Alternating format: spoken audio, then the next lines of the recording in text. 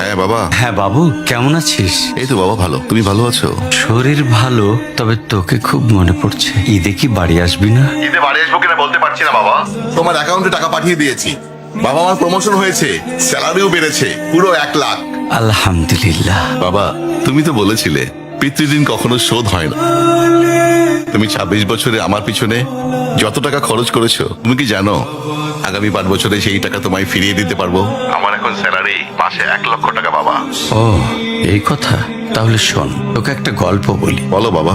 তোর বয়স যখন 4, তখন আমার বেতন 3,000 টাকা। 1200 টাকা ঘর ভাড়া দিয়ে 1800 টাকায় চলে সংসার। আমি আমার সাধ্যমতো সারা জীবন চেষ্টা করেছি তোর মাকে সুখী করতে, প্রতি ঈদে কোরবানি দিতে। তোকে যেবার প্রথম স্কুলে ভর্তি করালাম, সেবারই প্রথম আমরা আমাদের কোরবানি দিতে পারিনি। সে বছর তোর মাকেও কোনো উপহার দিতে পারিনি। তুই যখন ভার্সিটিতে উঠলি, আমাদের অবস্থা তখন মোটামুটি ভালো, কিন্তু খুব কষ্ট হয়ে গিয়েছিল যখন আমার ট্রান্সফার হয়। রোজ রোজ বাসে চড়ে, পায়ে হেঁটে, ঘামে ভিজে খুব দুর্বিষহ লাগছিল। একদিন শোরুম থেকে একটা বাইক দেখে আসলাম। সে রাতে আমি স্বপ্নেও দেখেছিলাম আমি বাইকে চড়ে অফিসে যাচ্ছি।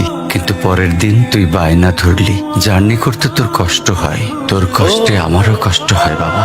আমি বাইকটা তোকে কিনে দিয়েছিলাম। তুই এখন লাখ টাকা বেতন পাচ্ছিস, কিন্তু মনে করে দেখ, আমার সামান্য মাইনে দিয়ে ব্র্যান্ড নিউ মোবাইলে হেডফোন কানে লাগিয়ে সারা রাত গান শুনেছিস, পিকনিক করেছিস, ট্যুর করেছিস। তোর প্রতিটা দিন ছিল স্বপ্নের মতন। আর তোর টাকা নিয়ে আমি এখন হার্টের বাইপাস করাই, ডায়াবেটিক মাপাই। জানিস বাবা, আমার মাছ খাওয়া নিষেধ, মাংস খাওয়া নিষেধ। কি করে এত টাকা খরচ করি বল? তোর টাকা নিয়ে তাই আমি কল্পনার হাট বসাই। সেই হাটে আমি বাইক চালিয়ে সারা শহর ঘুরে বেড়াই, বন্ধুদের নিয়ে সিনেমা দেখতে যাই, তোর মার হাত ধরে চাঁদনি পশরে সেন্ট মার্টিনের বালুচরে হেঁটে বেড়াই। চুপ করো বাবা প্লিজ, আমি তোমার কাছে চলে আসবো। তোমার টাকা না, আমি তোমার ভালোবাসা তোমায় ফিরিয়ে দিব বাবা।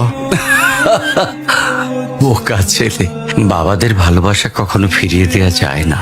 তোকে একটা প্রশ্ন করি বাবা, ধর তুই, আমি আর তোর খোকা তিনজন এক নৌকায় বসে আছি।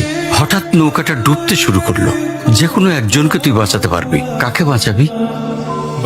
উত্তর দিতে হবে না। ছেলেরা বাবা হয়, বাবারা কখনো ছেলে হতে পারে না। পৃথিবীতে সবচেয়ে ভারী জিনিস কি জানিস? পিতার কাঁধে পুত্রের লাশ।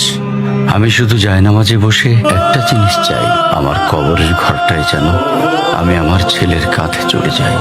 তাহলেই তুই একটা ঋণ শোধ করতে পারবি, তোকে কোলে নেওয়ার ঋণ।